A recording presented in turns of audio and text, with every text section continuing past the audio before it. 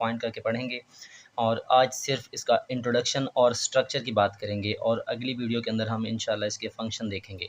तो इसके डिस्क्रिप्शन के अंदर एक लिंक दिया हुआ है, आपने उसको ओपन करना है। उसमें सारे के सारे शॉर्ट क्वेश्चन और इम्पॉर्टेंट एमसीक्यूज़ जो इस टॉपिक से रिलेट करते हैं वो आप लोगों को मिल जाएंगे। तो चलते हैं टॉपिक की तरफ।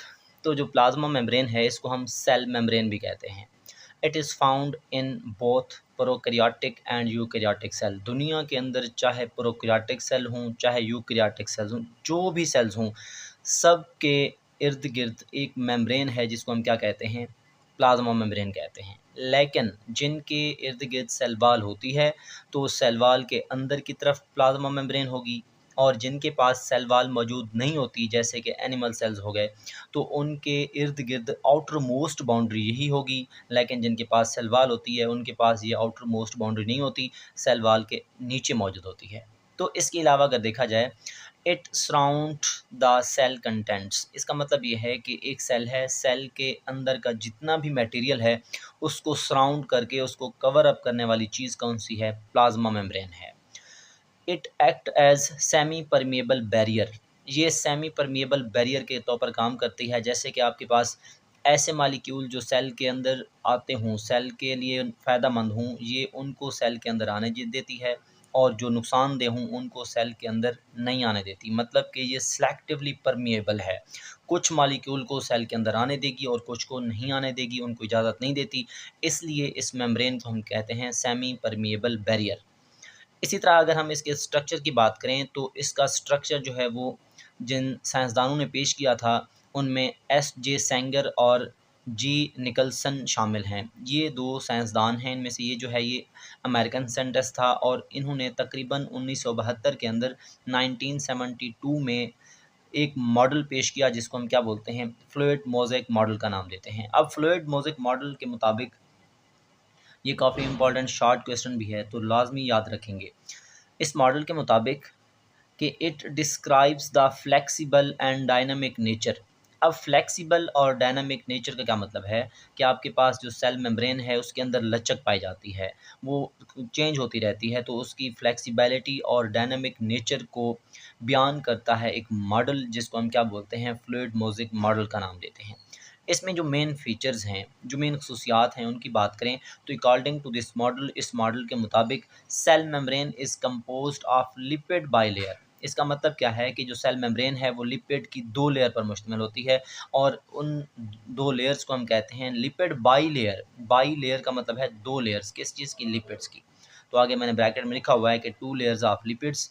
इसी तरह लिपिड्स आर फास्फोलिपिड्स, इनके पास जो लिपिड्स हैं वो क्या होते हैं, फास्फोलिपिड्स होते हैं। फास्फोलिपिड्स क्यों होते हैं, क्योंकि उनके पास फास्फेट मौजूद होता है।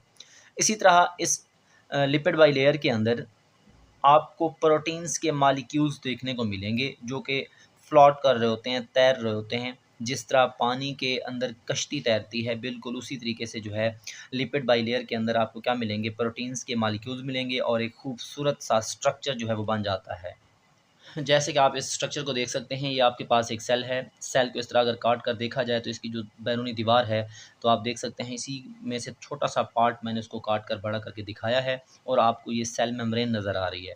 इसके अंदर एक ऊपर लेयर, दूसरी निचली लेयर, इसको हम कहते हैं फास्फोलिपिड बाइलेयर। ये आउटर लेयर है, फॉर एग्जांपल ये इनर लेयर ऑफ जो है फास्फोलिपिड है।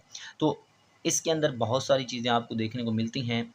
जैसे कि आप देख सकते हैं, आप यहाँ पर इसके ऊपर वाले हिस्से पर यहाँ पर आपको कार्बोहाइड्रेट मिल रहे हैं, और उसके नीचे जो है ग्लाइकोप्रोटीन मौजूद है। इसी तरह यहाँ पर ग्लाइकोलिपिड भी मौजूद होता है। इसमें प्रोटीन्स जो हैं वो धंसे हुए होते हैं, तो आपको नज़र आ रहे हैं जैसे कि पानी के मॉलिक्यूल या पानी के अंदर कश्ती जो है वो फ्लोट कर रही हो, तो उसको हम कहते हैं ग्लोब्युलर प्रोटीन। इसी तरह यहाँ पर और भी प्रोटीन होती हैं जैसे कि चैनल प्रोटीन। इसी तरह पेरिफेरल प्रोटीन आपको नज़र आ रही है। इसी तरह इसके अंदर और प्रोटीन होती हैं जिनको हम ग्लोब्युलर प्रोटीन कहते हैं, जिसको हम इंटेग्रल प्रोटीन का नाम देते हैं। इसी तरह इसके ऊपर यहाँ पर ये जो है आप देख सकते हैं ये सरफेस पर है, इसलिए इसको हम कहते हैं सरफेस प्रोटीन। इसी तरह इसके अंदर और प्रोटीन नज़र आ रही है जिसको हम कहते हैं इंटेग्रल प्रोटीन।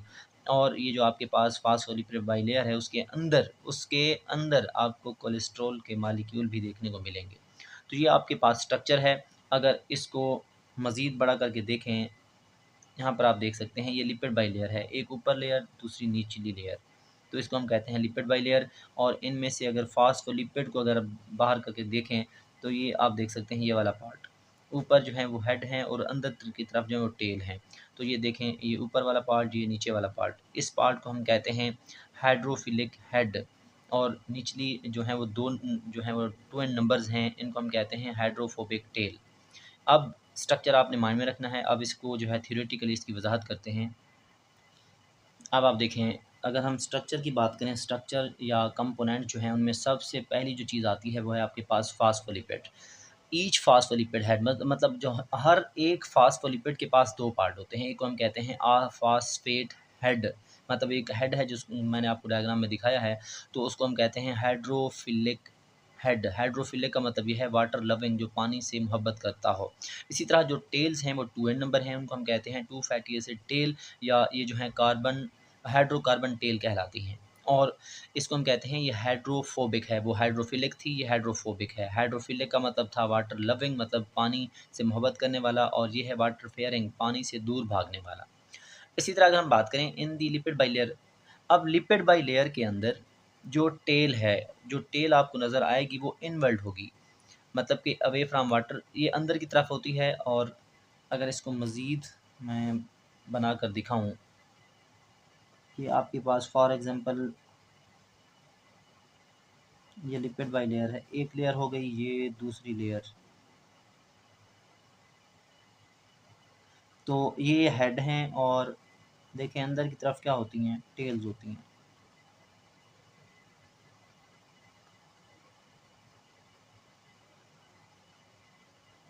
ये आपके पास हेड नज़र आ रहे हैं, और अंदर की तरफ, अंदर की तरफ चाहे इस साइड से चाहे इस साइड से, बाहर बैरूनी तरफ सरफेस पर क्या होते हैं, हेड होते हैं, और अंदर की तरफ आपको क्या नज़र आती हैं, टेल नज़र आती हैं। तो इसलिए हम कहते हैं टेल फेस इनवर्ट की जो टेल है वो अंदर की तरफ को फेस करती है और पानी से दूर जाती है। इसी तरह जो हेड होते हैं वो क्या करते हैं, टुवर्ड्स साइटोप्लाज्म।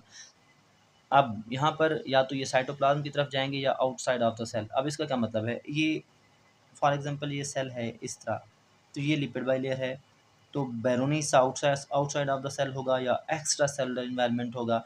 इसी तरह अंदर जो है वो साइटोप्लाज्म होगा। ऊपर जहाँ पर अगर बाहर की तरफ देखेंगे तो तब भी ऊपर की तरफ आपको हेड देखने को मिलेंगे, और साइटोप्लाज्म जो है यहाँ पर देखेंगे तो यहाँ पर भी आपको हेड देखने को मिलेंगे। सेंटर की तरफ जो है अंदर की तरफ क्या होगा, टेल नज़र आएगी। इसी तरह अगर हम मज़ीद बात करें कि एक और चीज़ है उसको हम कहते हैं कोलेस्ट्रॉल। अब ये हम यूकैरियोटिक सेल की बात करेंगे, प्रोकैरियोटिक सेल की बात नहीं करेंगे। अब कोलेस्ट्रॉल जो है it is found in between phospholipids, के फास्फोलिपिड्स के अंदर आपको क्या देखने को मिलता है, कोलेस्ट्रॉल देखने को मिलता है।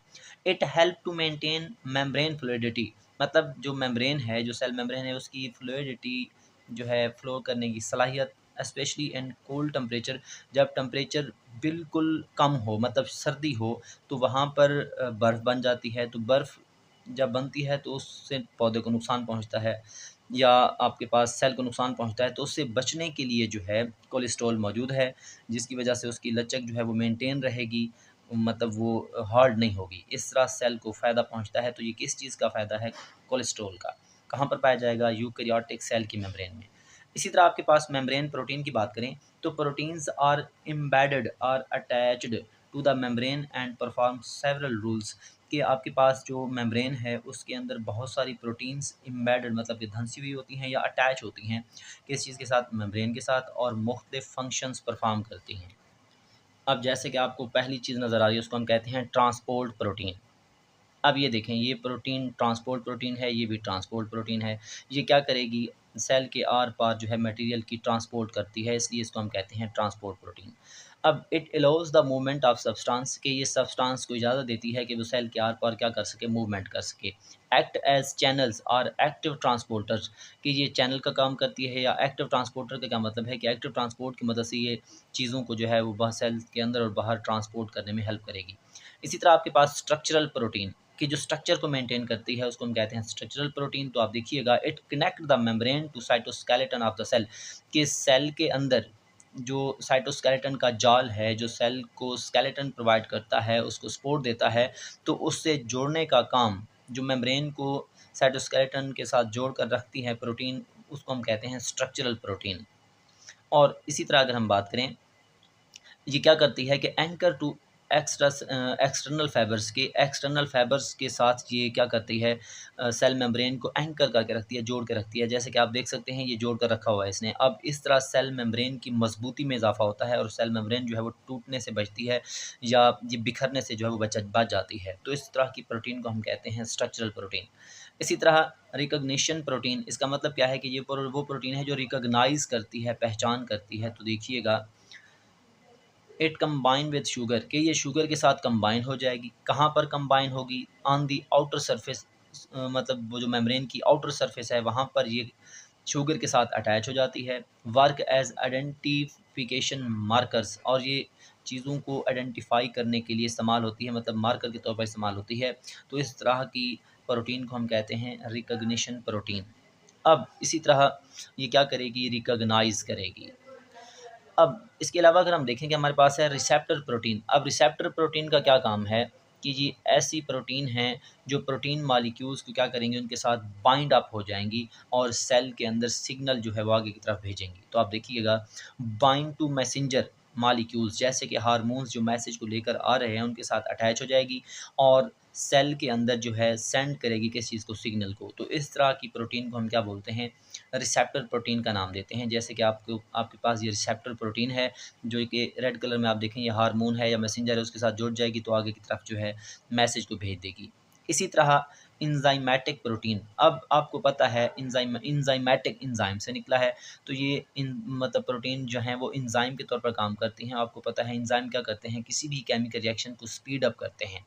तो इसलिए हम कह सकते हैं कि speed up the reactions tech related two membrane, के मेम्ब्रेन के साथ जुड़े हुए जितने भी रिएक्शन हैं उनको स्पीड अप करने का काम जो एंजाइम करते हैं, मतलब जो प्रोटीन पाई जाती है जो एंजाइम के तौर पर काम करती है उसको हम कहते हैं एंजाइमेटिक प्रोटीन। जैसे कि आपके पास ये प्रोटीन नज़र आ रही है, इसको हम कहते हैं एंजाइमेटिक प्रोटीन। और ये क्या करेगी? केमिकल रिएक्शंस को जो किस चीज़ से रिलेट करेंगे, सेल मेम्ब्रेन से, उनको क्या करती है? स्पीड अप कर देती है। इसी तरह यहाँ पर आप देख सकते हैं एक चीज़ है ग्लाइकोकैलिक्स, ये शॉर्ट क्वेश्चन में भी आ सकता है। तो ज़हन में रखिएगा, इंतहाई इंपॉर्टेंट पॉइंट है कि sugars on the surface on the plasma membrane, कि प्लाज्मा मेम्ब्रेन के ऊपर जो शुगर्स हैं उनको हम क्या कहते हैं? ग्लाइकोकैलिक्स कहते हैं। अब इनको आपने डीपली देखना है कि sugar chain on the surface, के सरफेस के ऊपर जो शुगर चेन मौजूद है वो कहाँ पर मौजूद है? तो आप देखेंगे कि the outer surface of plasma membrane की जो आउटर सरफेस होगी उसके पास क्या मौजूद होती है कि हैज़ चेन ऑफ शुगर्स, इसके पास शुगर्स की एक चेन मौजूद होती है। दीज शुगर, ये जो शुगर्स हैं वो अटैच हो जाते हैं प्रोटीन और लिपिड्स के साथ। अब ऐसे शुगर जो प्रोटीन के साथ अटैच होंगे उनको हम कहते हैं ग्लाइकोप्रोटीन। इसी तरह जो लिपिड्स और शुगर आपस में मिलेंगे तो वहाँ से क्या बनेगा? ग्लाइकोलिपिड्स बनेगा। और ये जो चीज़ें बनने वाली हैं उनको हम कहते हैं कॉन्जुगेट मॉलिक्यूल्स। अब ये यहाँ पर आप देख सकते हैं, ये आपको ग्लाइकोप्रोटीन नज़र आ रहा है, मतलब इसमें ग्लूकोज़ भी है और प्रोटीन भी है, मतलब शुगर और प्रोटीन आपस में मिले हैं तो ये क्या बना है? ग्लाइकोप्रोटीन।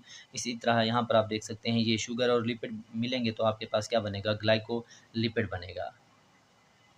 इसी तरह हमारे पास है वेरिएशंस। अब वेरिएशन का मतलब है कि तब्दील होना। अब ग्लाइकोलिपिड्स और ग्लाइकोप्रोटीन्स जो हैं वो डिफरेंट होते हैं बिटवीन स्पीशीज़ के अंदर, मतलब जो मुख्तलिफ स्पीशीज़ हैं जानदारों की, उनके अंदर जो सेल्स हैं उनकी सेल मेम्ब्रेन के अंदर जो ग्लाइकोलिपिड और ग्लाइकोप्रोटीन है वो क्या होते हैं? डिफरेंट होते जाते हैं। जैसे कि among the individual in the same species, एक ही स्पीशीज़ होगी उसके अंदर जितने भी इंडिविजुअल हैं हर एक इंडिविजुअल में ग्लाइकोलिपिड और ग्लाइकोप्रोटीन्स जो हैं वो उनकी मिकदार क्या हो सकती है? वो चेंज हो सकती है।